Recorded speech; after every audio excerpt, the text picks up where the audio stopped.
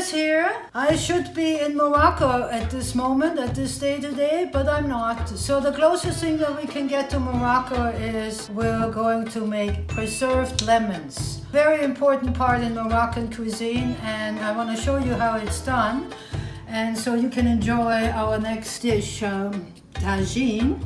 But in the meantime, we need to do this. So basically, we have soaked our lemons, and we chose lemons that I actually would be able to get into a jar here. Do not buy the biggest lemons possible. We have several ingredients. We have cinnamon, we have allspice, and we have star anise.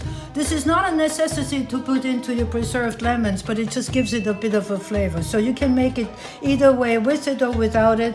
You can also add any kind of herbs. I happen to have some thyme. Gosh, do we have time? We have a lot of time. And we also have some bay leaves. I've made some ahead. This one is ready, this jar is ready. It takes about a month to do the whole process. This one will be ready in about first week in May. I've tried different styles. This one I did just slices, and this one I did wedges, and whatever else that was left over, I did this one. You need some good salt. You can use kosher salt, you can use pickling salt, but it's not necessary. I just use sea salt, kosher sea salt that is coarse. I kind of like this. So the jars are quite easy. We have sanitized them, we put them in dish soap, and then put them in the oven for about 10-15 minutes. So first off, we start off with a little bit of salt at the bottom. Before you cut a lemon, I would suggest roll the lemons. This way you really get the juices out of any lemons, not just for the preserved lemons.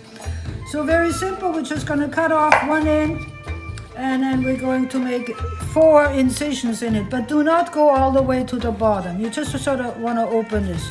You can make more incisions, but I find that 4 of them are quite enough. And then all you do is put about a teaspoon of salt on it in each crevice here. And we'll just put this down the hatch here. After 4 weeks, this is a lot softer, everything.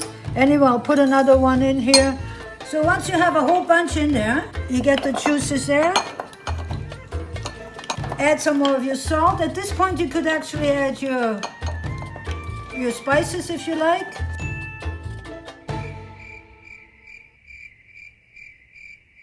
We have allspice here, which is great.